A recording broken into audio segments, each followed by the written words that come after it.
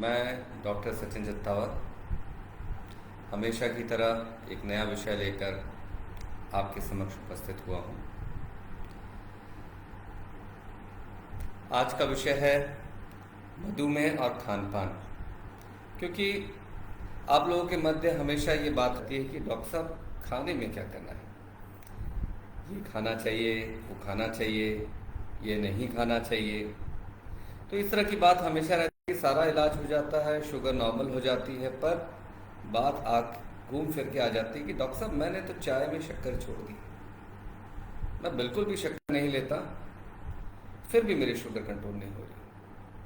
کیا چائے میں شکر چھوڑنا ہی شوگر کنٹرول کا اکلوتا مادھیم؟ کیا چائے میں شکر چھوڑنا ہی ڈائٹ ہے یا کچھ اور ہے؟ کئی بار کیا ہوتا ہے کہ پیشنٹ آتے ہیں تو ان کی وائفس بھی آتے ہیں، سوابھک بات ہے، ایسا ہی ہوتا ہے ہندوستان میں، بچے بھی آتے ہیں تو کبھی بیٹیا بولتی ہے یا کبھی وائف بولتی ہے کہ سر یہ بالکل نہیں سنتے، اور پیشنٹ کا کہنا ہوتا ہے کہ وہ بہت دھیان رکھتے ہیں کھانے پینے کا۔ تو کیا ہونا چاہیے آدرش پرستھتی میں؟ کیا گھر والوں کا اس طرح سے چنتا کرنا ٹھیک ہے، یا اس طرح سے ٹوکا ٹاکی کرنا ٹھیک ہے، یا مریض کو ہمیں سمجھدار بنانا چاہیے اور اس میں سوئم نرنے لینا چاہیے؟ تو یہ بہت سے پہلو ہیں، بہت سے ایسے بھی لوگ آتے ہیں جن کو کوئی دھیان نہیں دیتا تو انہیں یہ ملال رہتا ہے کہ گھر میں کوئی دھیان دینے والا نہیں، یہ بھی سچ ہے۔ تو دونوں چیزوں کو سمجھتے ہوئے مجھے ایسا لگا کہ کیوں نہ ہم ایک ویوہارک بات کریں کہ یہ ڈائبٹک ڈائٹ ہے کیا۔ جیسا آپ سبھی جانتے ہیں کہ دو پرکار کی ڈائبٹیز پرایا ہوتی ہے، ٹائپ 1 ڈائبٹیز جہاں پہ ہمیں انسولین دینے کی آوشکتا پڑتی ہے، اور ٹائپ 2 ڈائبٹیز جس کے بہت سارے کارن ہوتے ہیں، جو پرایا انسولین نام کے ہارمون کی ریزسٹنس، موٹاپا اور بہت ساری انیہ سمسیاؤں کو ملا جلا مشرت روپ ہے۔ دونوں ہی پرکار کی ڈائبٹیز میں جو ڈائٹ ہے وہ ایک جیسا ہی ہے، اور وہ نردھارت ہوتا ہے جیسا امریکن ڈائبٹک ایسوسی ایشن ہے، انہوں نے ایک میڈیکل نیوٹریشن تھراپی کی گائیڈ لائنز دی ہیں، اور مور اور لیس اسی گائیڈ لائن کے حساب سے ہی سبھی ہم لوگ ڈائٹ لکھتے ہیں۔ تو یہ میڈیکل نیوٹریشن تھراپی کی گائیڈ لائن کیا ہے؟ موٹے موٹے طور پہ آپ کو یہ سمجھنا ہوگا کہ جو ہمارا کھانے پینے کا طریقہ ہے اس میں زیادہ طور پہ کاربوہائیڈریٹ کی پرکار زیادہ ہے۔ اگر ہم دیکھیں تو ہمارے یہاں یا تو روٹی کھاتے ہیں لوگ یا تو چاول کھاتے ہیں۔ پروٹین کا جو بھاگ ہے ہمارے کھانے میں کافی کم ہے، کیونکہ ہم لوگ پرایا ویجیٹیرین ہیں، تو دالوں میں بھی کاربوہائیڈریٹ ہوتا ہے، پروٹین ہوتا ہے، پر دالوں کی ماترا اور اس کی اپلبدھتا اور اس کی قیمت کے حساب سے بہت کم لوگوں کو یہ سکھ مل پاتا ہے۔ سبزی بھاجی میں بھی منرلز، وٹامنس، تھوڑے بہت کاربوہائیڈریٹ اور باقی سب چیزیں ہوتی ہیں، پر موٹے طور پہ پروٹین اتنا زیادہ نہیں ہوتا۔ اب بات آتی وسا کی، کیونکہ بنا کھانے کا جب بھی اگر تلا بنا کرارا نہ ہو تو بھوجن کا مزہ ہی نہیں۔ تو جو یہ کرارا پن آتا ہے یہ تلنے پہ آتا ہے، اور تلنے کا سمبندھ ہے فیٹ سے، تیل سے، گھی سے۔ تو یہ کہاں تک کتنا صحیح ہے؟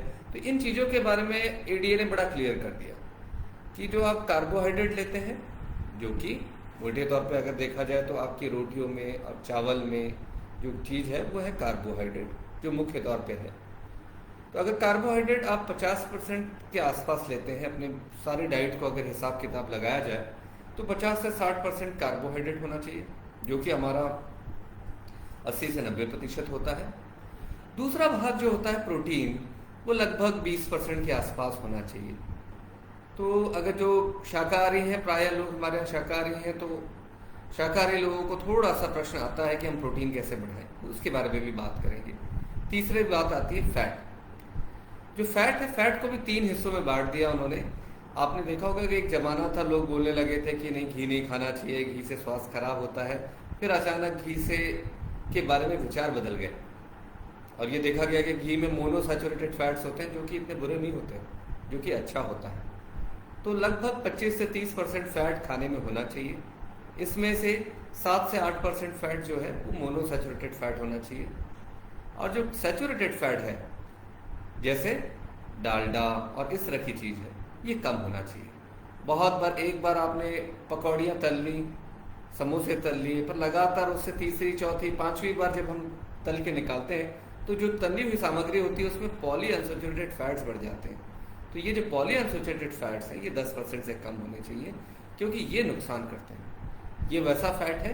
اور کئی پرکار کے ایسے فیٹ ہوتے ہیں جو فشز میں ملتے ہیں. یوزلی ویجیٹیرین لوگوں کو وہ فیٹ اتنے نہیں مل پاتے, ان کو ہم کہتے ہیں اسینشیل فیٹی ایسڈس. تو اسینشیل فیٹی ایسڈس زیادہ ہو تو اچھا ہے. یہ ایک پرکار کا فیٹ ہے جو زیادہ ہوتا ہے تو ڈاکٹرز خوش ہو جاتے ہیں کیونکہ وہ نقصان نہیں پہنچاتا. تو اس آدھار پہ ہی آپ کو اپنی ڈائٹ, آپ کا جو آہار پرنالی ہے, آپ کے آہار کرنے کا طریقہ ہے, وہ وکست کرنا ہے. اب آپ بولیں گے ڈاکٹر صاحب یہ تو باتیں بڑی ہی جٹل ہو گئیں, اس کو آپ سرلتا سے بتائیے. سچ ہے, کیونکہ جب بھی ہم باتیں کرتے ہیں, میں بہت سارے ویڈیوز دیکھ رہا تھا, میں نے یوٹیوب میں بھی بہت سارے ویڈیوز دیکھے, تو نانا پرکار کے ویڈیوز میں مجھے امپریشن یہی آیا کہ لوگوں کو بیچ میں ہم اتنا زیادہ ڈائٹ کا ڈر بٹھا دیتے ہیں کہ انہیں لگتا ہے کہ یہ کہاں سے کون سی چیز آ گئی جس سے ہمارے جیون میں دکھ بڑھ رہا ہے. تو میں اس کو بہت سمپلیفائی کروں گا, پر پہلے تھوڑی سی 2-4 ٹیکنیکل چیزیں میں بتا دوں. مکھیہ ادیش کیا ہے آہار میں نینترن کرنے کا؟ مکھیہ ادیش ہے ABC آنا چاہیے. ABCD تو ہم پڑھتے ہی ہیں. تو A کیا ہے؟ A ہے کہ HbA1c نینترت کرنے کے لیے ہمیں کھانا پینا نینترت کرنا ہے. B کیا ہے؟ بلڈ پریشر نینترت کرنا, کیونکہ کیا ہے, یہ ہردے روگ, ڈائبٹیز, لکوا, یہ سب آپس میں جڑی ہوئی بیماریاں ہیں. اور C کیا ہے؟ کولیسٹرول, کیونکہ آپ کو معلوم ہی ہے کولیسٹرول اگر بڑھ جاتا ہے تو دھمنیاں رکنے پر ہردے روگ ہو جاتا ہے. تو یہ چیزیں جو ہیں, یہ مکھیہ کیندر بندو 3 ہے ABC.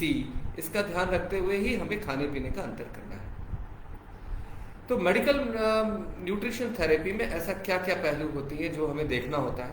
دیکھیے, کبھی بھی کسی کا میڈیکل نیوٹریشن تھراپی دینا ہے, آپ ڈائٹ پلان کرنا ہے, تو کیا کیا دیکھیں گے ہم؟ یہ دیکھیں گے کہ آپ کا قد کیسا ہے, آپ کا وزن کیسا ہے, کیا آپ موٹے تو نہیں ہیں, کہیں آپ دبلے ہیں, تو آپ کے ایکسرسائز کرنے کی شمتا کتنی ہے, کتنا سمے آپ ایکسرسائز کر پاتے ہیں, اور باقی پوشن کے دوسرے سوتر کیا ہیں. تو یہ چیزیں جو ہیں اس کے لیے ضروری ہے BMI کیلکولیٹ کرنا. پچھلی بار میں نے بتایا تھا نا, BMI ایک ایسا پیمانہ ہے جو آپ کا وزن ہم کلو میں تولتے ہیں اور آپ کی ہائٹ میٹرز میں ناپتے ہیں, اور اس کے کیلکولیٹرز اپلبدھ ہوتے ہیں, بہت سرل ہے. تو BMI نکل آتا ہے. ایک نارمل آدمی کا BMI ہندوستان میں 23.7 کے آس پاس نارمل رہتا ہے. 23.7 کے اوپر ہو جائے تو ہم اس کو اوور ویٹ مان لیتے ہیں, اور لگ بھگ وہ 27-27.5 کے اوپر ہو جاتا ہے تو ہم گریڈ 1 اوبیسٹی مان لیتے ہیں. ویسے ہی اگر 18 کے نیچے آ جاتا ہے BMI تو اس کو کم ویٹ ہونا مانا جاتا ہے. پر BMI بڑا جٹل لگے گا, آپ بولو گے ڈاکٹر صاحب کہاں پھنسا رہے ہیں BMI کے بارے میں, اس سے کچھ اور سرل طریقہ بتائیے. کیسے پتہ کریں کہ وزن زیادہ ہے اور کیسے کتنا وزن ہونا چاہیے. تو آج کا وشے وزن زیادہ ہے نہیں ہے, کتنا وزن ہونا چاہیے, کیونکہ وزن کے آدھار پہ ہی آپ کا کھانا پینا طے ہوگا. دیکھیے, ایک اگر 5 فٹ کا انسان ہے, مہیلا ہے, 5 فٹ مطلب 152 سینٹی میٹر, تو 5 فٹ کے ایک مہیلا کا جو آدرش وزن ہونا چاہیے وہ لگ بھگ 45 کلو ہونا چاہیے. اور 5 فٹ سے اوپر جتنے بھی, مان لیجیے 5 فٹ 2 انچ کی ہے, 5 فٹ 3 انچ کی ہے, تو ہر انچ پہ آپ لگ بھگ 2.5 کلو جوڑ لیجیے, تو اتنا جتنا وزن آئے گا. دیکھیے, کوئی اگر مہیلا 5 فٹ 3 انچ کی ہے تو 3 انچ کے حساب سے آپ لگ بھگ 7.5 کلو اور جوڑ لیں گے, تو 45 میں 7.5 کلو جوڑیں گے تو کتنا ہو جائے گا؟ تو لگ بھگ یہ 52, 52, 53 کلو اگر وزن ہے تو آدرش پرستھتی میں وزن بہت اچھا ہے. تو اس سے 10% اوپر یا 10% نیچے کو ہم نارمل مان لیں گے. پرشوں میں کیا ہونا چاہیے؟ اگر پرش کوئی 5 فٹ کا ہے تو وزن ہونا چاہیے لگ بھگ 48 کلو, اور اس کے اوپر جتنا انچ ہائٹ بڑھتی ہے, مان لیجیے 5 فٹ 10 انچ اونچائی ہے, تو آپ 2.7 سے ملٹیپلائی کریں گے, مطلب 2 کلو 700 گرام سے ملٹیپلائی کریں گے, تو اگر 10 کلو کا تو یہ لگ بھگ 27 کلو اور جوڑ لیں گے, 48 + 27, وہ ایک آدرش پرستھتی میں وزن ہونا چاہیے. تو یہ بہت سرل طریقہ ہے, اس کو آپ اپلائی کر سکتے ہیں. اب ہم نے اپنے وزن دیکھ لیا, ہمارا وزن زیادہ ہے, تو وزن کے حساب سے آپ کیوں وزن تولوا رہے ہیں, ایسا آپ کیا دیکھنے والے ہیں؟ دیکھیے, کیا ہوتا ہے کہ وزن کم کرنے کا اور ڈائٹ میں آپ کو شوگر کنٹرول کرنے کا ایک ہی ادیش ہوتا ہے, کیلوری ریسٹرکشن. کیلوری مطلب ارجا کا پیمانہ. درشکوں, جب ہم کھانا کھاتے ہیں نا تو اس کو ہم کیلوری کے پیمانے پہ ناپ سکتے ہیں. کیلوری مطلب ایسا ہے کہ جتنا ایک بھوجن لینے سے کتنی ارجا کی ماترا باڈی میں ملتی ہے. تو اس کے لیے وزن کا پیمانہ بہت ضروری ہے, کیونکہ وزن کے حساب سے ہی ہم نرشت کرتے ہیں. موٹے طور پہ اگر آپ बोले तो एक सामान्य इंसान की कैलोरी इंटेक कैसे कैलकुलेट करना है। मान लीजिए कोई 60 किलो का आदमी है और आपको उसकी कैलोरिक वैल्यू निकालनी है, उसकी सेडेंट्री लाइफस्टाइल है, बहुत हैवी काम नहीं करता जैसे ऑफिस गोइंग लोग होते हैं आजकल के, और कुछ पुरुष और महिलाओं में थोड़ा सा अंतर होता है, महिलाओं की आवश्यकता थोड़ी कम होती है, पर अगर बहुत हैवी वर्क करने वाली महिला है तो पुरुष और महिलाओं को एक ही स्तर पर रख लिया जाता है। तो 30 कैलोरीज को अगर 30 किलो कैलोरीज पर केजी बॉडी वेट 30 इंटू 60 करेंगे तो 1800 किलो कैलोरीज आएगी। तो ये 1800 किलो कैलोरीज आपके शरीर को आवश्यकता होती है सारे अपने दिन भर के जो काम है और जहाँ जहाँ ऊर्जा की खपत होती है उसको बैलेंस करने की।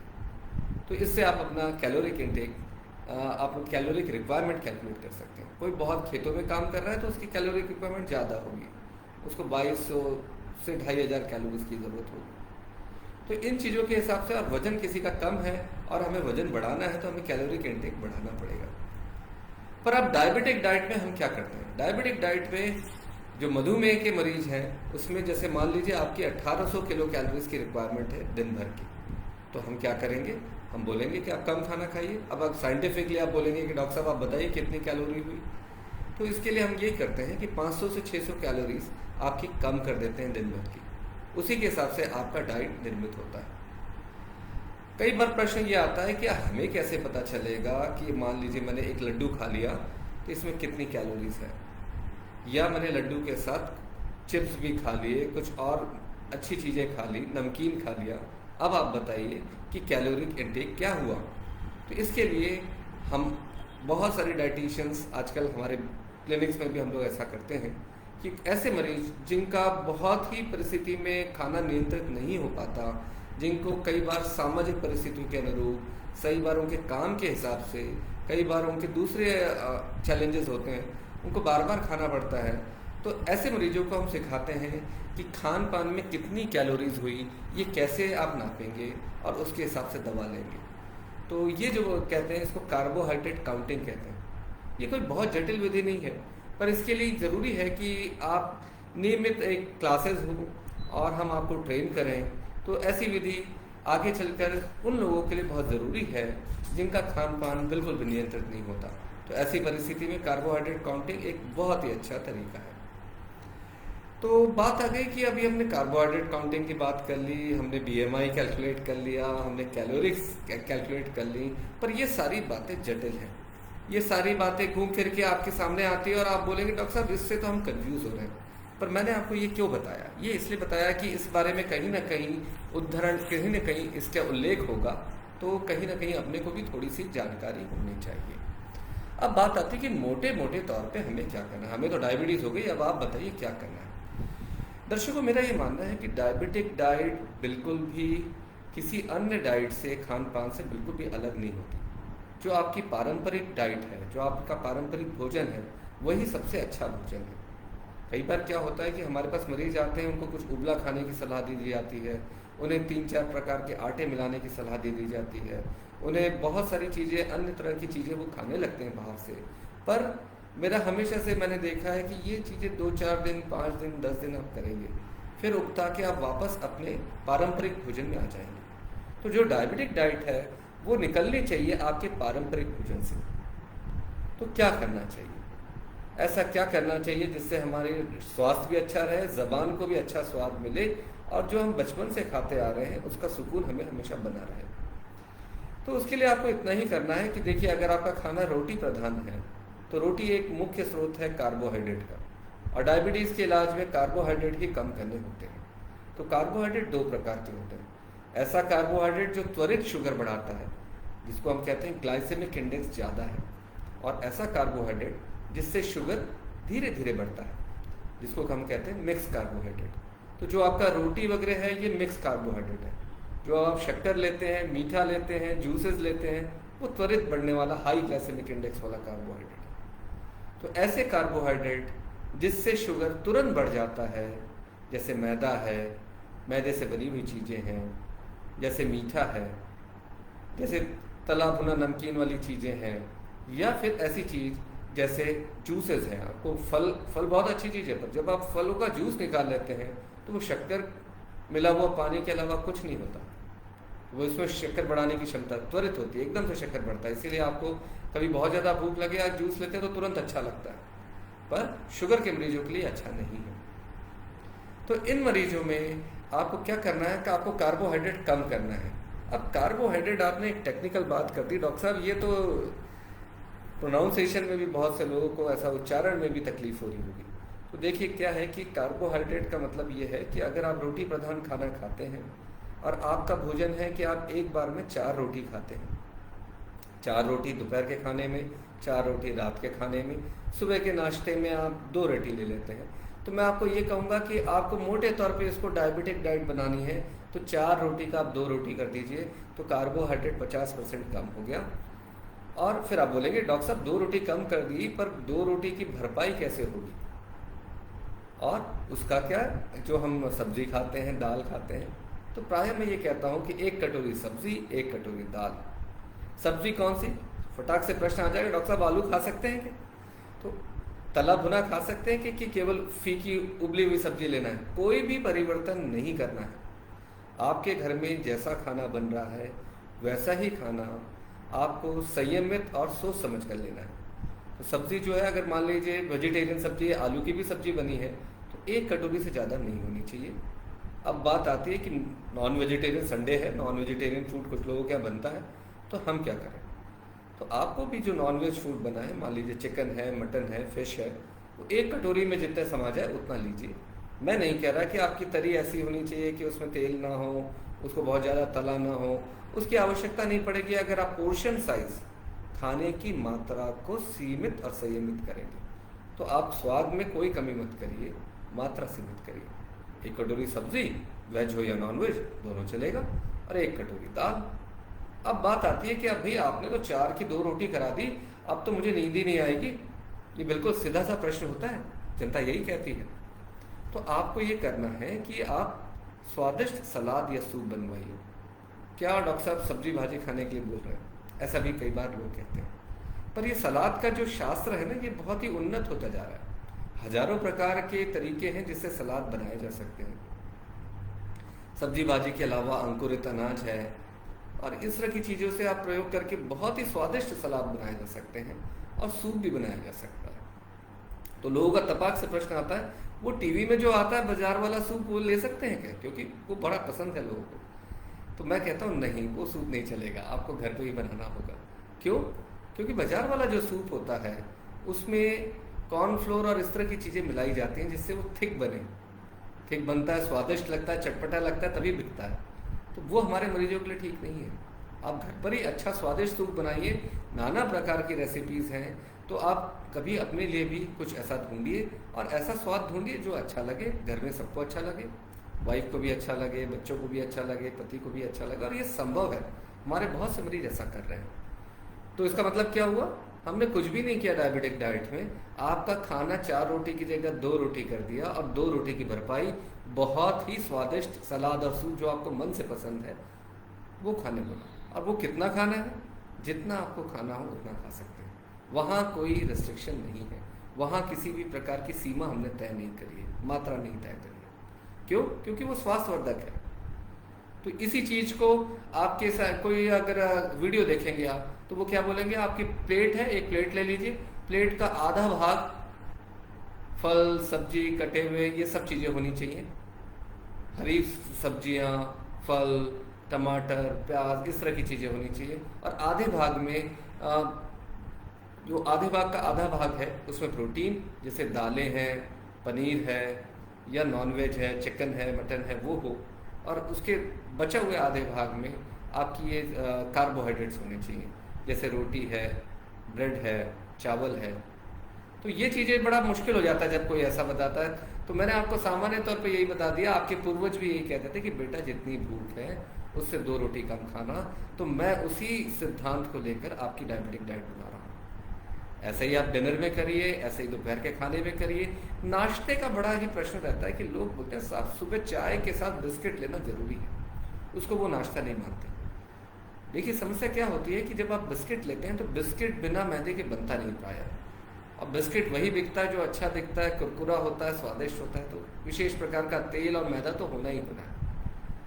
تو یہ بسکٹ اور اس طرح سے میں یہ کہتا ہوں کہ آپ بسکٹ اگر چھوڑ پائیں، رسک بسکٹ اس طرح کی چیزیں چھوڑ پائیں، اس کے جگہ آپ ہمارے جو ٹریڈیشنل پارمپرک بھوجن جیسے آپ کا پستہ ہے، بادام ہے، انجیر ہے، اس طرح کی چیزیں، اگر یہ ڈرائی فروٹس جو ہم کہتے ہیں یہ آپ لے سکتے ہیں. اس میں خاص طور پہ آپ کو کیشیو نٹس اسپیشلی، اور تھوڑا سا آپ کو ریزنس منے جو آپ کو کشمش تھوڑا سا نہیں لینا ہے، اور کاجو نہیں لینا ہے کیونکہ اس میں شکر کی ماترا زیادہ ہوتی ہے. باقی سارے ڈرائی فروٹس اچھے ہیں آپ کے لیے. تو اگر آپ بسکٹ کی جگہ ڈرائی فروٹس لیں گے تو ڈرائی فروٹس میں ایک بہت بڑا گن ہے، ڈرائی فروٹس میں شکر ایک دم سے نہیں بڑھتی، دھیرے دھیرے بڑھتی ہے، اور ڈرائی فروٹس میں بہت سارے منرلس، وٹامنس اور بہت ساری چیزیں ملتی ہیں.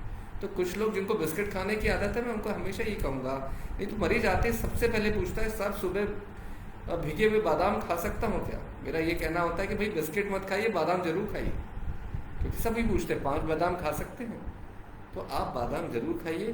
کشمش اور کاجو تھوڑا سا کوشش کریں کہ کم ماترا میں لیں. اب بات آتی ہے ناشتے کی. آپ نے تو کھانے میں تو بتا دیا، پر ہم ناشتے میں روٹی کہاں لیتے ہیں؟ ہم ناشتے میں تو لیتے ہیں کہ بھئی کبھی پراٹھے بن رہے ہیں، کرارے پراٹھے، تو کبھی پوہا بنتا ہے، کبھی اپما بنتا ہے، کبھی ساؤتھ انڈین پریواروں میں ڈوسے بنتے ہیں. تو ہمیں کیا کرنا چاہیے؟ دیکھیے ماترا نینترت کریے. مزہ آپ کو سبھی چیزوں کا لینا ہے. اگر گھر پہ پراٹھا بنا ہے، کوشش کریے ہفتے میں ایک ہی بار بنے، تب آپ ضرور ایک پراٹھا کھائیے. اب باقی پراٹھا اگر ہم 2 کھاتے ہیں تو ایک کی بھوک کیسے مٹے گی؟ تو میرا ہمیشہ سے یہ کہنا ہے کہ آپ کی جو یہ سلاد اور سوپ والی بات ہے، اس کو نانا پرکار سے الگ الگ نام سے اپنے جیون میں رکھیے. کبھی ہو سکتا ہے آپ کو یہ اچھا نہ لگے کہ صبح کے سمے مجھے سلاد کھانے بول دیا ڈاکٹر صاحب نے، تو اس کو آپ دوسرے نام سے رکھیے، اس کو اچھا چٹپٹا بنائیے اور اس کو بالکل لیجیے. تو اب بات آ گئی، بریک فاسٹ ہو گیا، ناشتہ ہو گیا، دوپہر کا کھانا ہو گیا، رات کا کھانا ہو گیا. کیا اس کے علاوہ ہمیں دن میں کچھ کھانا نہیں ہے؟ کہ ہمیں بھوک لگتی ہے، کبھی کبھار اچھا ہوتی ہے، کچھ چبانے کی بھی اچھا ہوتی ہے. دیکھیے درشکوں، یہی سمسیا آتی ہے. یہ پرایا لوگوں کا کھانا اتنا خراب نہیں ہوتا کیونکہ ہمارا پارمپرک بھوجن کبھی خراب ہو ہی نہیں سکتا. جو پوروجوں کی دین ہے وہ کیسے برا ہو سکتا ہے؟ پر یہاں کیا پریشانی آتی ہے؟ یہاں پریشانی یہ آتی ہے کہ ہم نے بیچ میں کچھ نمکین لے لیا، کچھ چیوڑا ہی لے لیا، کچھ مٹھائی لے لی، کوئی برفی ہی لے لی، یا پھر کچھ کبھی کبھار اسنیکس آ جاتے ہیں، پیزا برگر اس طرح کی چیزیں لے لیتے ہیں. تو یہ چیزیں بہت نقصان پہنچاتی ہیں. تو ہم لوگ کیا کرتے ہیں؟ ہمارا یہ کہنا ہے کہ آپ ناشتے اور دوپہر کے کھانے کے بیچ میں ایک مڈ مارننگ اسنیک کریے، جو کہ اگر آپ 9 بجے ناشتہ لیتے ہیں اور 12 بجے کے قریب دوپہر کا کھانا ہوتا ہے یا 1 بجے کے قریب ہوتا ہے، تو 11 سے 12 بجے کے قریب آس پاس آپ دن میں لے سکتے ہیں. ایک کوئی سیزنل پھل لے لیجیے، کیونکہ سب سے بڑا پرشن یہی آتا ہے کہ اس لیے میں نے پھل کی سے شروعات کری کہ پرشن آتا ہی ہے، لوگ سوچ ہی رہے ہوں گے کہ ڈاکٹر صاحب پھل کے بارے میں کیا بولیں.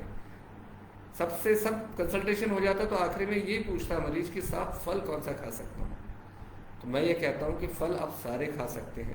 کچھ پھل میٹھے ہیں تو ان کی ماترا اپن کم کر کے لیں گے. جیسے کیلا ہے تو کیلا ایک بار میں ایک نہ لے کے آدھا کیلا لے لیجیے. چیکو ہے کبھی کبھار کھائیے، چھوٹا سائز کا چیکو کھا سکتے ہیں. باقی پھلوں میں کا کیا؟ دیکھیے آپ کا جیسے اب امرود کا سیزن ہے تو امرود کھائیے. آم کا سیزن ابھی لگ بھگ جا ہی رہا ہے تو آم کی ایک فاق کھائیے. مریض بولتے ہیں ڈاکٹر صاحب میں نے بہت آم کھا لیا اس لیے شوگر بڑھ گئی. تو وہ استھتی نہ بنے. تو بہت کھانے کی استھتی تب آتی ہے جب کسی چیز کے لیے آپ کو بہت روک دیا جاتا ہے. آپ روز آم کھائیے، روز ایک فاق آم کا کھائیے، کہیں کوئی پریشانی نہیں آئے گی. کچھ لوگوں کو لگتا ہے کہ گرمی کا سیزن تھا، جیسے ابھی نکل ہی رہا ہے تو خربوز تربوز اس سمے بہت آئے، بہت اچھی پرکار کے آتے ہیں تو من للچاتا ہے کھانے کے لیے.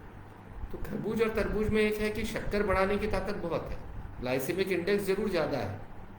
تو گلائسیمک انڈیکس کیا ہوتا ہے؟ اگر ہم کوئی 100 گرام چیز لیتے ہیں اور اس کے ساتھ میں کوئی دوسرا آدمی 100 گرام بریڈ لیتا ہے تو بریڈ سے جتنی شوگر بڑھتی ہے اس سے اس کو کمپیئر کرتے ہیں تو اسی حساب سے گلائسیمک انڈیکس بڑھتا ہے. جس کا زیادہ گلائسیمک انڈیکس وہ کھانا ڈائبٹیز کے لیے اچھا نہیں ہوتا. پر خربوز تربوز میں گلائسیمک انڈیکس ضرور زیادہ ہے پر لوڈ ایک اور پیمانہ ہوتا ہے گلائسیمک لوڈ، وہ کم ہے. تو خربوز اور تربوز جو ہے آپ ایک کٹوری کٹا ہوا آرام سے کھا سکتے ہیں. تو ایک کوئی بھی پھل، یا خربوز ہو، تربوز ہو، آم کی ایک سلائس ہو، یا ایک امرود ہو. سیب تو بہت ہی اچھا ہے ڈائبٹیز کے لیے، تو ایک سیب، پر زیادہ سیب کھائیں گے تو نقصان ہوگا. سنترا آئے گا تو سنترا ایک چھوٹا میڈیم سائز کا سنترا کھا سکتے ہیں. انار کے لیے کیا کریں؟ انار ایک آدھا کٹوری کٹا ہوا، آدھا کٹوری اس کے جو دانے ہوتے ہیں انار کے وہ آپ لے سکتے ہیں، اس میں کوئی کسی سے پوچھنے کی اور دیکھنے کی آوشکتا ہی نہیں ہے۔ تو ڈائبٹیز ڈائٹ کا یہ مطلب نہیں ہے کہ نہیں کھانا ہے، ڈائبٹیز ڈائٹ کا مطلب ہے سیم سے بھوجن لینا ہے، سمجھداری سے بھوجن لینا ہے۔ ہم ایسا نہیں کر سکتے کہ پورا ہی کھانا بند کر دیا، یہ بھی نہیں کھایا وہ بھی نہیں کھایا، تو جیون میں آنند ختم ہو جائے گا۔ اور پھر اس کے بعد اگر شوگر نارمل ہو بھی گئی تو اس کو نارمل ہونا نہیں مانوں گا میں، کیونکہ زیادہ دن تک چل نہیں پائے گا۔ کہیں نہ کہیں یہ تو انسٹنکٹ ہے، یہ ہماری پروتی ہے، ہماری اچھا ہوگی تو اچھاؤں کو نہیں دبانا ہے، اچھاؤں کو صحیح دشا دینی ہے، یہی ڈائبٹک ڈائٹ ہے۔ تو اب بات آتی ہے کہ ٹھیک ہے آپ نے مڈ مارننگ اسنیک بتا دیا، دوپہر کو بھی ہم لوگوں کو تھوڑا سا چائے پینے کی اچھا ہوتی ہے۔ ڈاکٹر صاحب میں تو چائے بالکل پھیکی پیتا ہوں، مریض بالکل چائے پھیکی پیتے ہیں یا اس میں شوگر فری ڈالتے ہیں، اور ان کا ہمیشہ پرشن ہوتا ہے کہ شوگر فری کا اپیوگ کرنا چاہیے کہ نہیں کرنا چاہیے، ہر بار پوچھتے ہیں۔ تو ہم پہلے چائے اور شوگر فری کی بات کر لیتے ہیں۔ میرا ہمیشہ سے ماننا ہے، میرا اس بارے میں لوگوں سے تھوڑا سا وچار الگ ہے۔ دیکھیے چائے ہم بہت زیادہ میٹھی پرائے لوگ نہیں لیتے، وہ جو بہت میٹھی لیتے ہیں وہ چائے میں تھوڑی شکر کم ڈالیں، پر اگر چائے آپ دن میں 2 ہی بار لے رہے ہیں، ایک صبح کی چائے ہو جاتی ہے اور ایک دوپہر کی چائے ہو جاتی ہے، تو آپ کو شکر بند کرنے کی آوشکتا ہی نہیں ہے، کیونکہ اگر آپ آدھی چمچ شکر ڈالتے ہیں تو کتنی شوگر جائے گی اور کتنا شوگر بڑھے گا۔ تو اس میں کیا ہوتا ہے کہ چائے کا بڑا ہی من کو آہت کرنے والی بات ہوتی ہے، جنتا کو لگتا ہے کہ ہم نے چائے بھی چھوڑ دیا، تو وہ کہیں نہ کہیں وہ ہر بار ان کو من کچوٹتا ہے، تو وہ کچوٹنے کی آوشکتا نہیں ہے۔ اگر آپ دن میں 2 ہی بار چائے لیتے ہیں تو جیسی چائے لیتے ہیں ویسی لیجیے۔ اب 3-4 بجے کے قریب چائے کے ساتھ آپ کالے چھلکے والے چنے، پوہا، مرمرا، اس طرح کی چیزیں جو لے سکتے ہیں تھوڑا، تو پیٹ کو بھی تھوڑا سا سپورٹ ملے گا، اور یہ ہو جائے گا آپ کا ایوننگ اسنیک، تو لیٹ ایوننگ اسنیک۔ اور اس کے ساتھ ساتھ پھر رات کا کھانا ہو گیا، سوتے سمے سب سے اچھا رہتا ہے، کیونکہ پرایا جو ڈائبٹیز ہے 40 کے اوپر کوئی مہیلا ہے تو میں تو یہی کہوں گا کہ آپ 1 کپ دودھ پیجیے، کیلشیم کا بھی سروت بن جاتا ہے۔ اور پرشن آتا ہے کہ صاحب اس میں بورنویٹا ڈالنا ہے یا کچھ اور اس طرح کی چیزیں ملانی ہے، تو میں یہ کہتا ہوں کہ اس میں آپ سواد کے لیے تھوڑا سا آدھا چمچ ڈال سکتے ہیں، پر زیادہ نہیں، کیونکہ کوئی بھی چیز ارجا بڑھائے گی تو وہ شکر بھی بڑھائے گی۔ تو یہ جب بھرانتیاں ہیں شوگر کے اور ڈائٹ کو لے کر، یہ بہت ہی وچتر ٹائپ کی بھرانتی ہے۔ لوگوں کو لگتا ہے کہ، اور پھر گھر میں ہمیشہ ہی میں کہتا ہوں کہ آپ کے اگر گھر میں رشتہ دار سمجھدار ہیں، آپ کے ہسبینڈ کو ڈائبٹیز ہے، وہ سمجھدار ہیں، بالکل سوستھ ہیں، اچھے سے ویایام کر رہے ہیں، کھانا پینا بھی کر رہے ہیں، بڑھیا اچھے ڈاکٹر کو دکھا رہے ہیں اور شوگر نارمل چل رہی ہے، تو ان کے کھان پان میں آپ کو ٹوکا ٹاکی نہیں کرنی چاہیے۔ اب باہر سے آبزرو کریے، کبھی اچھے موڈ میں کھل کر بات ہوتی ہے تب ضرور بتائیے کہ یہاں آپ غلطی کر رہے ہیں۔ پر کیا ہوتا ہے کہ وہ جو ایک کنٹرول کا ڈنڈا ہوتا ہے نا، میں ہمیشہ اس کے بارے میں جو مجھے فیس بک پہ فالو کرتے ہیں ان کو ہمیشہ میں یہ کنٹرول کے ڈنڈے کے بارے میں لکھتا ہوں۔ تو یہ کنٹرول کا ڈنڈا بڑا وچتر ہے صاحب۔ اگر ہسبینڈ کو ڈائبٹیز ہو گئی تو وائف کے ہاتھ میں آ جاتا ہے اور ہسبینڈ کے لیے بڑی مشکل ہو جاتی ہے۔ تو پھر کیا ہوتا ہے کہ کنٹرول کے ڈنڈے سے جیسے ہی رینج کے باہر نکلے، آپ اس کی پریدھی کے باہر آئے تو آپ زیادہ کھا لیتے ہیں، یہ سوابھاوک بات ہے۔ ویسے ہی اگر وائف کو ڈائبٹیز ہے، کبھی کبھار ہسبینڈ کے ہاتھ میں آ جاتا ہے تو وہ بھی بہت مشکل ہو جاتی ہے۔ کبھی کبھار کوئی بٹیا بھی ہوتا ہے یا بیٹا بھی ہوتا ہے تو وہ بہت دھیان رکھنے لگتا ہے۔ تو میں ہمیشہ یہ کہتا ہوں کہ آپ سمجھ دیجیے، کنٹرول مت کریے، کیونکہ کنٹرول کرنے سے چیزیں وپریت دشا میں جاتی ہیں۔ ہاں کوئی پیشنٹ ایسا ہے کافی سیریس اوستھا میں، عمر زیادہ ہے، سمجھداری نہیں ہے یا بیڈ ریڈن ہے، تو ان پرستھتیوں میں کھانا پینا کا تو نینترن آپ کو سوئم ہی کرنا پڑے گا، آپ کو دھیان رکھنا پڑے گا، وہ تو بالکل ہونا ہی چاہیے۔ اب بات آتی ہے کہ ہمیں ابھی اتسو آ رہے ہیں، تہوار آ رہے ہیں، ہمیں کیا کھانا چاہیے اور کیا نہیں کھانا چاہیے۔ تو میں تو ہمیشہ درشکوں کو یہ کہتا ہوں کہ جیون میں خوشیوں کی میں کوئی کمی نہیں ہونی چاہیے، پر ہاں شادی بیاہ کا سیزن آتا ہے، روز شادیاں ہو رہی ہیں، وہاں تو بھی ایسا ہے کہ آپ کو سنیمت بھوجن لینا پڑے گا۔ پر ابھی رشتہ دار کی شادی ہے، رشتہ داروں کی شادی ایسا نہیں ہوتا کہ لگاتار خوب سارے رشتہ داروں کے یہاں شادیاں ہو جائیں، اس دن آپ پرہیز مت کریے، اس سے کوئی پریشانی نہیں ہوتی۔ اس دن آپ من سوکت جو بھوجن لینا ہے ضرور لیجیے، پر اگر یہ لگاتار 4 دن 5 دن ایسا ہوگا تو گڑبڑ ہو جائے گی۔ 1 دن 2 دن چلتا ہے۔ ویسے تہواروں کا سمے آتا ہے کہ اب دشہرا آ رہا ہے، دیوالی آ رہی ہے، تو اس سمے بھی آپ کو دھیان یہی رکھنا ہے کہ اس پرٹیکولر دوران آپ کو 1-2 دن میں تو آپ مزے کر سکتے ہیں، پر تیسرے چوتھے 5ویں دن سے نہیں۔ جیسے اب رمضان کے دوران جو دن بھر ہمارے مسلم بھائی بندو اپاس رکھتے ہیں اور شام کے سمے لگ بھگ تھوڑا سا فیس جیسا ہی ماحول ہوتا ہے. تو وہاں پہ وہ کیونکہ وہ دور لمبا ہے 1 مہینے کا ہے تو وہاں پہ ہمارے جو نردیش ہوتے ہیں وہ بالکل اسپشٹ ہوتے ہیں کہ بھائی سیمت دائرے میں ہی بھوجن لینا ہے. عید کے دن ضرور آپ پیشنٹس کو بولتے ہیں کہ آپ کو جیسا انجوائے کرنا کریے. تو اس طرح کی سمجھ ہونی چاہیے. اس طرح کی سمجھ ہوتی ہے تو آپ پھل بھی لے پائیں گے, جو گھر پہ بھوجن بن رہا ہے وہ برابر کھا پائیں گے, اور زیادہ آپ کو چرچا نہیں کرنی پڑے گی. نہ ڈاکٹر سے زیادہ چرچا کرنی پڑے گی, نہ اڑوس پڑوس سے, نہ گھر میں کوئی بولے گا کہ یہ مت کھاؤ وہ مت کھاؤ. وہاں گڑبڑ ہو جاتی ہے بات. اور ڈائٹ کا ایک بھاگ ہے. ڈائٹ سے لگ بھگ HbA1c جو آپ کا 3 مہینے کا ایوریج کا پیمانہ ہے, بہت سارے شودوں میں یہی دیکھا گیا ہے کہ لگ بھگ 1% کا اثر آتا ہے, 1 سے 1.5% کا. ایکسرسائز اس کے اوپر کرتے ہیں تو اس کا بھی ½% سے لگ بھگ 1% کے آس پاس اثر آتا ہے. باقی جو پورشن ہے, جو اگر آپ کا HbA1c مان لیجیے 10 آ رہا ہے تو کیول ڈائٹ اور ایکسرسائز سے نینترت نہیں ہوگا. یوٹیوب میں آپ دیکھیں گے بہت سے ویڈیوز وہ ایسا دکھائیں گے کہ آپ کے ڈاکٹر نے آپ کو بڑا مورکھ بنایا ہے, اور وہاں پہ ایسے ایسے انٹرویوز آئیں گے کہ ہمارا HbA1c 10 تھا, آج ہم بغیر دوا کے کیول ڈائٹ سے نارمل چل رہے ہیں.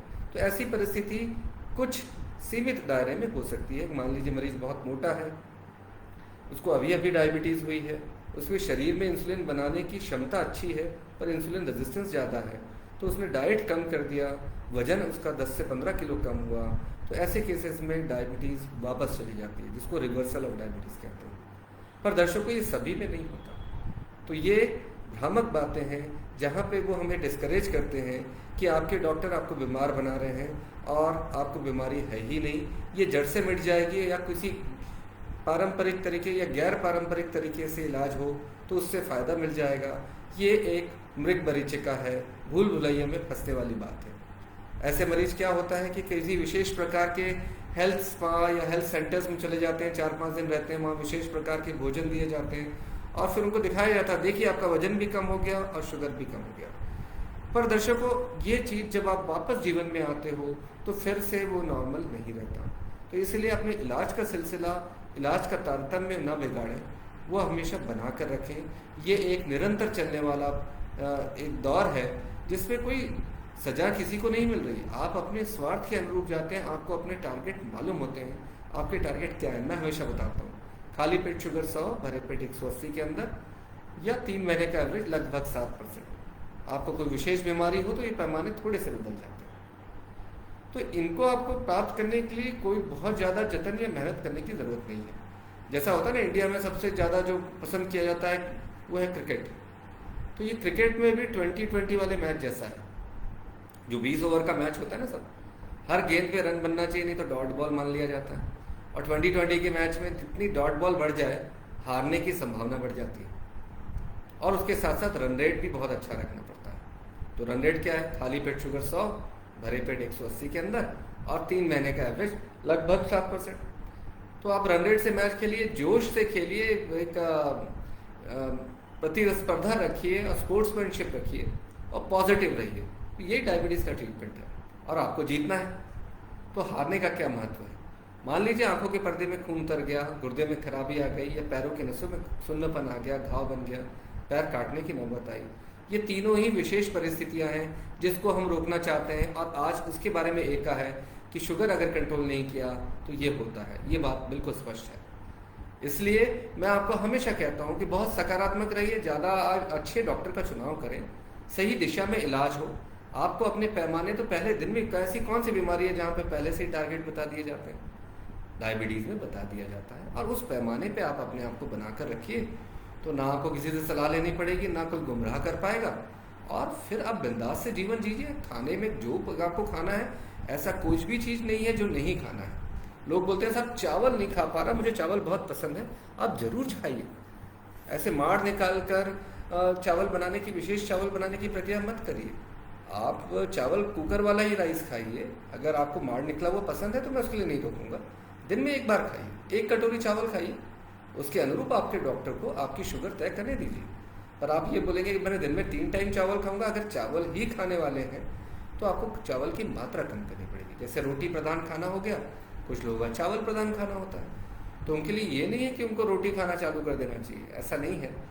جو اگر پسند کرتے ہیں تو روٹی میں وہ سوئچ کر سکتے ہیں, نہیں تو چاول کی ماترا وہ 50% کم کریں. اور اس کی بھرپائی کریں جیسے ہم نے بتایا سلاد اور سوپ سے. یہ چیزیں بالکل سرل سی باتیں ہیں. تو کیا ہے کہ ان باتوں میں لوگ آکرشت نہیں ہوتے, پربھاوت نہیں ہوتے. سچائی ہمیشہ پربھاوت کرے یہ ضروری نہیں ہے, پر ڈائبٹیز کے مریضوں میں کلرفل باتوں سے ہمیں دور رہنا چاہیے, کیونکہ یہ جو پربھاوت کرنے والی چیزیں ہیں یہ کہیں نہ کہیں ان کے پریوجن دوسرے ہوتے ہیں. اور یہاں سچائی میں بات کی جائے تو آپ کو ایسے ہی مولبھوت پریورتن کریں گے تو آپ کو آج سمجھ میں آئے گا کہ ڈائبٹک ڈائٹ تو کچھ ہے ہی نہیں. یہ تو سامانیہ بھوجن ہے جو ہم گھر پہ کر رہے ہیں, بس ماترا ہم نے کم کر دی, اور جو ماترا کم کری اس کا پیمانہ ہم نے اس کی بھرپائی کر دی سلاد اور سوپ سے. تو کتنا سرل ہے. تو آج مجھے لگتا ہے کہ اگر آپ نے اس کا دھیان دیا, آپ کر کے دیکھیے, اگر میری بات غلط ثابت ہو تو بتائیے گا. ڈاکٹر صاحب کھیر کھا سکتے ہیں کہ نہیں, میٹھا بن رہا ہے تو کھا سکتے ہیں کہ نہیں. کچھ لوگ بولتے ہیں صاحب میں تو گڑ کی ہی چائے پیتا ہوں. تو اس میں کیا سچ ہے؟ دیکھیے آپ کے گھر میں کوشش کریے کہ آپ کے گھر میں کوئی ڈائبٹک پیشنٹ ہے. ویسے بھی جن کے گھر میں ڈائبٹک پیشنٹ نہیں ہے ان کے لیے بھی ڈائبٹک ڈائٹ ہی ایک سواستھ وردھک ڈائٹ ہے, کیونکہ ہندوستان میں موٹاپا بہت بڑھ رہا ہے. تو موٹاپے کی ڈائٹ اور ڈائبٹک ڈائٹ میں کوئی انتر نہیں ہے. تو کبھی کبھار میٹھا بنائیں, جب بنے تو ضرور کھائیے. ایک دن میٹھا کھانے سے کوئی فرق نہیں پڑتا. سیمت ماترا میں کھائیے. ایسا نہ ہو کہ لڈو بنے تو آپ نے 4 لڈو کھا لیے. ایک لڈو لگ بھگ 3 سے 4 روٹی کے برابر ہوتا ہے. اگر آپ نے 4 لڈو کھا لیے تو بہت ساری روٹیاں ہو جائیں گی. ہم روٹیاں کم کر رہے ہیں اور اچانک سے آپ نے بھاؤ میں آ کے آپ کو سواد کے چکر میں آپ نے 4 لڈو کھا لیے. تو وقت پریورتن کریے. اگر آپ کو لگتا ہے لڈو پسند ہے, لڈو بنے ہیں, آدھا لڈو کھا لیجیے. اس سے من کو سنتوش ہو جاتا ہے. تو وہ آدھا لڈو جب تک ختم نہیں ہوتے, 2-3 دن میں ختم ہو ہی جاتے ہیں, بچے ختم کر ہی دیتے ہیں. تو آپ آدھا لڈو بھی لیں گے تو آپ کو ایسا نہیں لگے گا کہ میں نے نہیں کھایا. گھر میں کھیر بنی ہے تو آپ آدھی کٹوری کھیر لیجیے, لوگوں کو 1 کٹوری لینے دیجیے. کوشش کریے کہ مہینے میں 1-2 بار ہی بنے. تو ایسی وشیش پرستتیاں جہاں آپ کو لگے کہ آپ کو چھوڑ دیا گیا ہے یا آپ بہت وشیش بیماری سے گرست ہیں یا آپ کو سارے لوگ مزے کر رہے ہیں, مجھے نہیں مل رہا, وہ اوستھائیں بھی کم آنی چاہیے. کیونکہ ماڈرن ایرا میں جس پرکار کی ہماری جیون شیلی ہو گئی ہے وہاں اس پرکار کے بھوجن جس سے ترنت شوگر بڑھتا ہے, سمپل کاربوہائیڈریٹس ہمیں کم لینے چاہیے. ڈاکٹر صاحب بہت بیمار ہو گیا, مجھے اب جوس کی آوشکتا ہے, میں جوس پینا چاہتا ہوں, کون سا جوس پیوں؟ کیونکہ لوگوں کو لگتا ہے کہ جوس پینے سے ہی طاقت آ سکتی ہے. ویجیٹیرین ڈائٹ میں تو خاص طور پہ ایسا لگتا ہے لوگوں کو. تو درشکوں آپ کو یہ سمجھنا چاہیے کہ پھل جو ثابوت پھل ہوتا ہے اس میں بہت ساری چیزیں ہوتی ہیں. اس میں ریشے ہوتے ہیں, منرلس ہوتے ہیں, وٹامنس ہوتے ہیں, کاربوہائیڈریٹ بھی ہوتا ہے. تو یہ چیزیں جب آپ جوس نکالتے ہو تو وہ کیول ایک شکر کا گھول ہوتا ہے.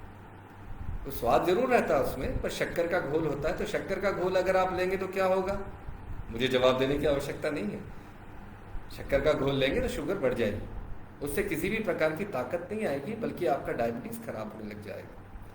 کبھی کبھار کوئی جوس بہت پسند ہے تو میں نے تو کسی بھی چیز کے لیے نہیں روکا. کبھی کبھار جوس آپ ضرور لیجیے, پر اس کو یہ سوچ کے مت لیجیے کہ طاقت کے لیے لینا, اس کو آنند کے لیے لیجیے. پر وہاں ہمیشہ دھیان رکھیے کہ شوگر کے مریضوں میں جوس بہت اچھا نہیں ہوتا ہے, پر ایسا نہیں ہے کہ بالکل بھی نہیں لینا ہے, ایسا بالکل بھی نہیں ہے. ثابوت پھل لیجیے, ثابوت پھلوں میں بہت گن ہیں, بہت گنکاری بھی ہوتے ہیں, بہت لابھ بھی کرتے ہیں. اب بات آتی ہے کہ ڈاکٹر صاحب روٹی آٹا کون سا لیں؟ کیونکہ نانا پرکار کے آٹے ہیں, میڈیا میں بھی سمجھ میں آتا ہے, لوگ نانا پرکار کے آٹے الگ الگ برانڈ میں بھی بیچ رہے ہیں. تو مکسڈ آٹے آتے ہیں, بہت سارے ملٹی گرین آٹا آتا ہے, ہمیں کیا لینا ہے؟ تو میں سب سے پہلے یہ کہتا ہوں کہ آپ کو کیا پسند ہے. دیکھیے آج سے 25-30 سال پہلے تو ہمارے میکسیمم لوگ جوار باجرہ یہی سب کھاتے تھے, ان کے گھر میں ابھی بھی چل رہا ہے. تو جن کو جوار باجرہ کی روٹیاں پسند ہیں اور جن کو اس میں سواد آتا ہے, تو میں ان کو یہ کہتا ہوں کہ اس کو کھانے سے آپ کو ایک فائدہ ہے کہ آپ 1 روٹی زیادہ کھا سکتے ہو. کیونکہ جوار باجرہ کی روٹی, یہ جو روٹی ہے اس میں گلائسیمک انڈیکس کم ہے, اس کا ایک دم سے شوگر بڑھانے کی طاقت نہیں ہے اور پیٹ بھرنے کی طاقت زیادہ ہے. تو ڈائبٹیز کے مریض کے لیے اچھی ہے. پر جن کو جوار باجرہ پسند نہیں ہے, جن کو عادت نہیں ہے, تو ان کو گیہوں کی روٹی ہی کھانا چاہیے, اس کو کم ماترا میں کھانا چاہیے. وہ زیادہ ویوہارک اور زیادہ اچھا نرنے ہوگا بنسبت ہم کی ایسی چیزوں کا آٹا اپیوگ کریں جو ہمیں من سے ہی اچھا نہیں لگتا, زبان کو سواد ہی نہیں لگتا, تو وہاں پہ وہ آنند نہیں آئے گا. تو آٹے کا بھی بہت زیادہ پرشن نہیں ہے. ٹھیک ہے, گلوٹن کے بارے میں بہت بات ہوتی ہے کہ گلوٹن نقصان کرتا ہے ٹائپ 1 ڈائبٹیز میں. دیکھیے گلوٹن سے سمبندھت بیماری اگر سیلیاک ڈیزیز ہوتی ہے, جو گلوٹن اینٹروپیتھی ہے, اس طرح کی بیماریاں ہوتی ہیں, تو وہاں تو ہم ویسے ہی بند کرتے ہیں. باقی اس میں آپ کو बहुत ज़्यादा गुमराह होकर ये सब चीज़ें बंद करने की आवश्यकता नहीं है। तला भुना भी कभी कभार खाइए, कोशिश करिए कि आप हरी सब्जियां, सलाद, इस तरह की चीज़ें बढ़ाइए खाने में, और नाना प्रकार की चीज़ें ढूंढिए इसको कैसे स्वाद बढ़ा। स्वाद में मैं कभी करने के लिए कभी नहीं कह रहा। तो इन सब चीज़ों को आप करेंगे तो आपके आहार प्रणाली में कहीं कोई खराबी नहीं आएगी और आपके जीवन में जोश आएगा। आपको लगेगा कि कल मुझे ये खाना है, ये बनाना है। तो डायबिटीज़ के मरीज को भी ऐसा नहीं होना चाहिए कि मैं कचौड़ी नहीं खा सकता, मैं समोसा नहीं खा सकता। कभी कभार जरूर खाइए। जब भी खाएंगे, मान लीजिए 4 कचौरियाँ सामने रखिए, तो अगर आपका एक कचौरी में मन भर जाता है तो बहुत ही अच्छी बात है, आधी कचौरी हो तो और भी अच्छी बात है। पर ये नहीं है कि आपको कचौरी नहीं खानी या समोसा नहीं खाना, ये तली भुनी चीज़ें नहीं खाने, पकौड़े नहीं खाने। बरसात आ रही है, पकौड़े बने, ज़रूर खाइए पकौड़े, पर रोज़ पकौड़े नहीं तलने जाने चाहिए घर में, इसका आप ध्यान रखिए। तो ये छोटी सी चीज़, आप वो रोज़ पकौड़े अगर घर में तले जाएंगे तो 3-4 डायबिटिक मरीज और भविष्य में तैयार हो जाएंगे। तो वो डॉक्टर के लिए तो फ़ायदेमंद साबित होगा, पर समाज के लिए, जनता के लिए अच्छा नहीं है। तो डायबिटिक डाइट इस प्रकार की डाइट बिल्कुल भी नहीं है। ये एक हेल्दी डाइट है, एक समझदारी में लिया जाने वाला निर्णय है, क्योंकि हमारे आज वर्तमान में हमारे शारीरिक सौष्ठव बहुत कम है। हर चीज़ के लिए हमारे पास गाड़ियाँ हैं, जो भी चीज़ें हैं आप ऑर्डर करते हो तो घर पे आके डिलीवर हो जाता है। क्यों? किराने का सामान लेने भी आजकल कुछ लोगों को नहीं जाना पड़ रहा, मोबाइल में ही आप ऑर्डर कर देते हो तो चीज़ें आ जाती हैं। तो जब इतना आनंद आप ले रहे हैं जीवन में, तो कहीं ना कहीं संयम करना पड़ेगा, क्योंकि खाने में ऊर्जा की खपत अगर कम नहीं करेंगे तो मेटाबॉलिक बीमारियां बढ़ने लग जाएंगी। मैं हमेशा कहता हूं, अपनी मेटाबॉलिक ब्यूटी, अपना मेटाबॉलिक सौंदर्य बढ़ाने की कोशिश करिए। तो मेटाबॉलिक सौंदर्य क्या होता है? एक आदर्श वजन रखिए, आदर्श परिस्थितियों में जैसा बीपी होना चाहिए वैसा रखिए, शुगर बिल्कुल नॉर्मल रखिए, कोलेस्ट्रॉल बिल्कुल नॉर्मल रखिए। इसके साथ साथ मन भी बहुत खुश रहना चाहिए, सकारात्मक और पॉजिटिव बातों से भरा हुआ होना चाहिए। तो इसमें जो निकल कर आएगा व्यक्तित्व, उसको मैं कहूँगा मेटाबॉलिक ब्यूटी। और मेटाबॉलिक ब्यूटी के एक बडिंग कंसेप्ट है जिसका मैं आजकल बहुत प्रयोग करता हूँ। तो मेटाबॉलिक ब्यूटी बहुत ज़रूरी है। अपना श्रृंगार करते ही हैं लोग, तो आपका मेटाबॉलिक श्रृंगार जरूर करिए। मेटाबॉलिक श्रृंगार करेंगे, शरीर अच्छा रहेगा तो अच्छा दिखेगा भी। तो आशा है आपको खान पान के बारे में और डाइट के बारे में, फलों के बारे में, चावल के बारे में मैंने कुछ एक सरल सी कुछ अपनी युक्तियाँ दी हैं, और ये निर्णय आपको लेना है कि आप इसका सेवन किस प्रकार करते हैं। और पर मेरा आपसे हमेशा से निवेदन रहा है और आज भी रहेगा कि डायबिटिक डाइट कोई हवा नहीं है, कोई माहौल नहीं है, किसी प्रकार का ये कंट्रोल का डंडा नहीं है। आप अपनी समझदारी बढ़ाइए, अपने आहार, व्यवहार, विचार, अपने कार्यशैली के अनुरूप और अपने कसरत करने के अनुसार भोजन ग्रहण करिए, और हमेशा एक अच्छे डॉक्टर की सलाह में रहिए। दवाइयाँ अगर डॉक्टर ने लिखी हैं तो दवाइयाँ बंद नहीं करनी है। ये भ्रामक बातें, जादूगरों के पीछे नहीं जाना है। बहुत से जादूगर हैं, क्योंकि डॉक्टर तो अपना प्रचार नहीं कर सकता, पर जादूगर प्रचार कर सकता है। ये दुर्भाग्यजनक बात है इस देश में कि नाना प्रकार के जादूगर चिकित्सा के बारे में बहुत सारी जादूगरी बिखेरते हैं, अब वहाँ मरीज गुमराह हो जाता है। तो ऐसे लोगों से दूर रहिए और सच्चाई को महत्व दीजिए और जीवन में खुशियाँ लाइए। जीवन में एक भी दिन ऐसा नहीं होना चाहिए जहाँ पे हमें मायूसी का सामना करना पड़े। तो आशा है आपको मेरी बात समझ में आई होगी। धन्यवाद।